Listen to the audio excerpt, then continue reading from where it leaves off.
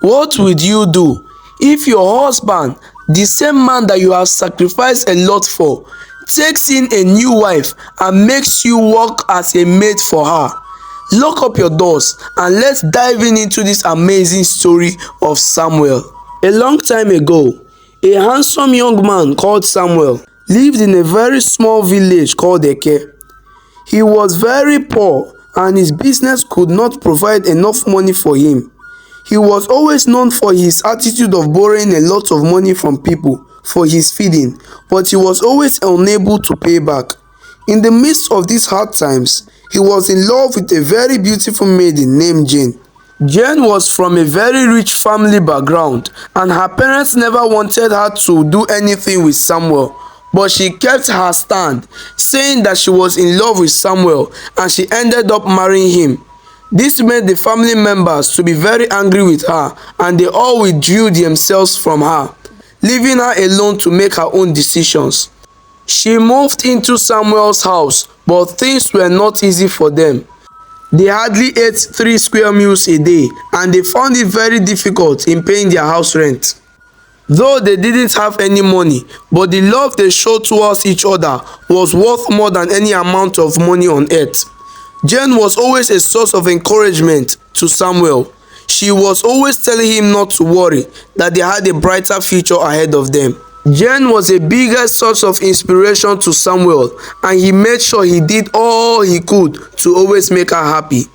One day, while Samuel was in his shop thinking about his life, one of the people he had borrowed money from earlier that month walked into his shop looking very angry and frustrated. "Where is my money? You this man, you came to me begging me to borrow you money and now it is time for you to pay back and you are telling me stories, eh? Please sir, I promise I will pay you next month. I am done hearing you and your nonsense. Give me my money today. Please sir, I don't have it yet. I promise to pay you soon." "You really better do so. I am not going to lock up your shop today because I will give you from now to next week, but if you refuse to pay back, I will come back here and I will take over your shop. Please sir, this is my only source of little income. You can still take it next week. Please sir." "I give you till next week, nothing else," he said as he left the shop in anger. That day, Samuel walked back home filled with worry.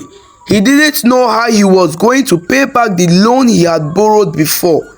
He kept on walking on the lonely street when suddenly a big jeep pulled beside him. A well-known man named Chief Mike whined down the windows.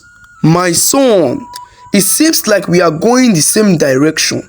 Why don't you join me and let me give you a lift? I have something important I want to discuss with you." Samuel was confused but accepted the offer. Chief Mike then began to explain how he had been noticing how hardworking Samuel was and yet he was still very poor. He then added that he really wanted to help him. He then further added that he will only help him on one condition. Samuel was very confused and then he asked Chief Mike what the condition was. "My only daughter Susan is not yet married and this keeps me very worried. She has suffered a lot in the hands of many men and she is really heartbroken. I want you to come into her life and play the role of a husband to her." "Sir, I don't understand what you are saying. Are you trying to tell me to marry your daughter?" Chief Mike then smiled and declared that that was exactly what he wanted.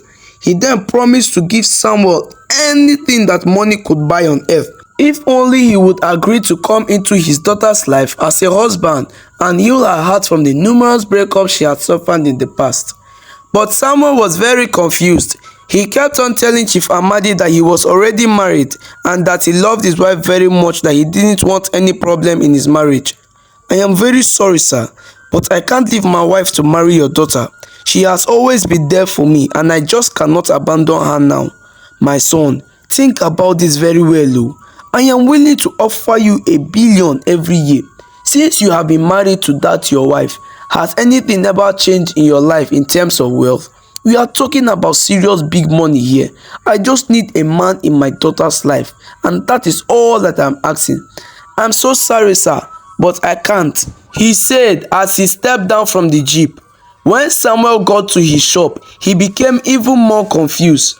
This was a really big chance of him making it in life and end suffering once and for all. He was still in his state of mind when his best friend, Tony, walked into the shop. Bro, what's up now? Why is your face like this?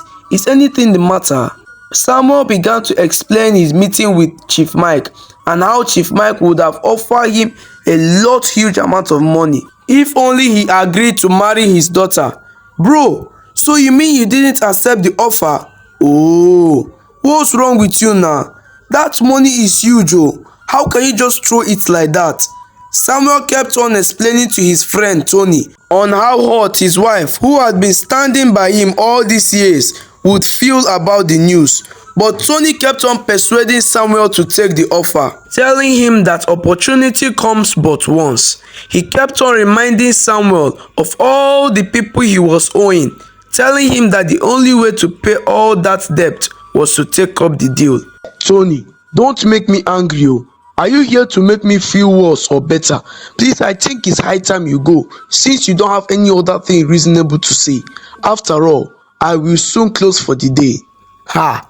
Samuel, you are chasing me out of your shop. Don't worry, you will still call me again now, he said as he left the shop. Later that day, when Samuel went back home, he was so shocked on seeing his wife sitting at the middle of the compound crying bitterly with their luggage scattered around the compound. He then asked what the problem was, and she explained to him that the landlord had threw their loads out of the house because they have not been able to pay their rent for the last 2 years. Samuel was really embarrassed. He tried to beg the landlord, but he refused to listen to him. He then promised that he would bring the money the next day. The landlord, considering the rain that was falling that day, he decided to give them 2 more days. They were so happy as they happily packed their luggages back into the house. But Jane was very confused on how her husband was going to get the amount of money they needed to pay the rent for the next day, considering their condition.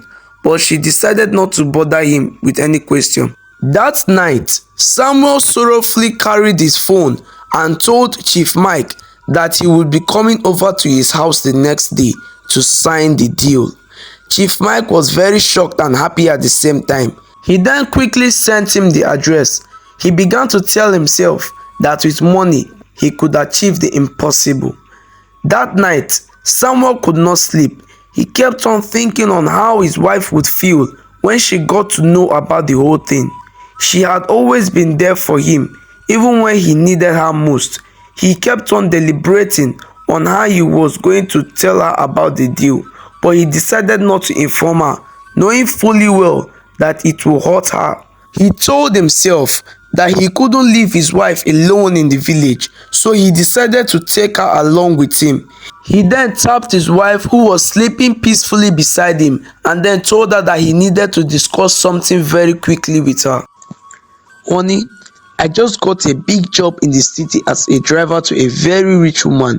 I will be living there, but I decided that I cannot just leave you here in the village. I will take you to work as a maid for her. But please, we must never allow them to know that we are married, unless we will lose our job. Jane accepted as she hugged her husband happily, knowing fully well that poverty would end in their life once and for all.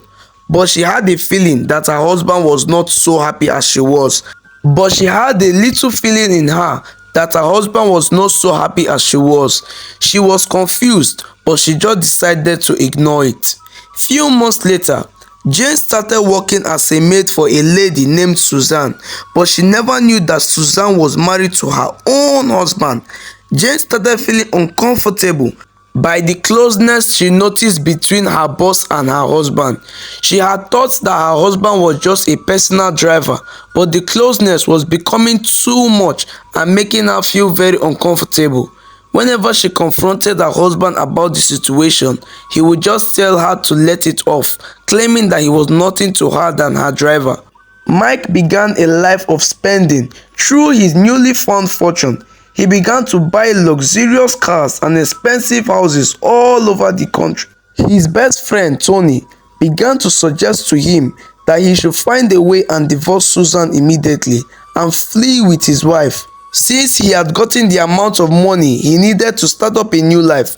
But he refused to listen to his best friend Tony. He told him that this was the life he always dreamt of and he was not ready to lose it. One day, while Jen was mopping the house, she went close to her boss's bedroom and began to eavesdrop on the conversation her husband was having with her boss. She began to hear her husband calling her boss sweet names and telling her some reasons why he didn't want to have babies for now. She was full of shock and hot tears began to flow down her cheeks. She quickly rushed to her room and began to pack all her belongings. She couldn't believe that the man she had sacrificed her life for would do such a thing to her. When Mike came to see his wife in the guest room, he was shocked on seeing her packing her belongings. He tried to stop her, but she warned him never to come near her again. "So, after all I have been through for you, you decided to leave me to marry another woman, all because of money, and you have been playing me for a fool all this while. My wife, please calm down. We can sort this out." She looked at him from head to toe and then sighed. Samuel was heartbroken when he saw her leaving the house. He began to pee on himself. He knew that his world had come to an end. He was in his doom. He felt like he was going to lose his soul and that the ground should open and swallow him. He had lost the love of his life due to his selfish desires. He quickly cleaned his tears to meet his new wife, but to his greatest surprise, he met her behind the door, crying bitterly. He then realized that she had been listening to their conversation all along. "Just go into your room and pack your luggages and get out of my house."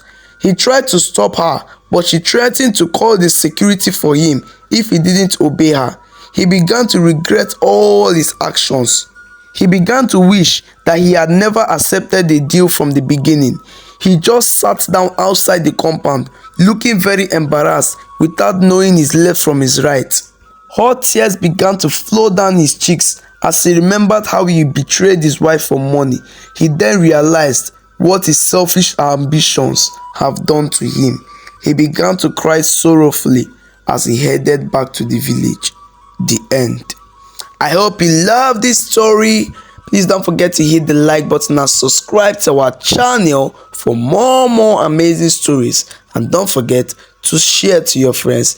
If you were Samuel, what will you do at this state of life? Let me see your answer in the comment section below. This story teaches us the danger of being obsessed or making money. Money comes at the right time, but family comes before money. I hope you learned a lesson. See you in the next story. Goodbye for now.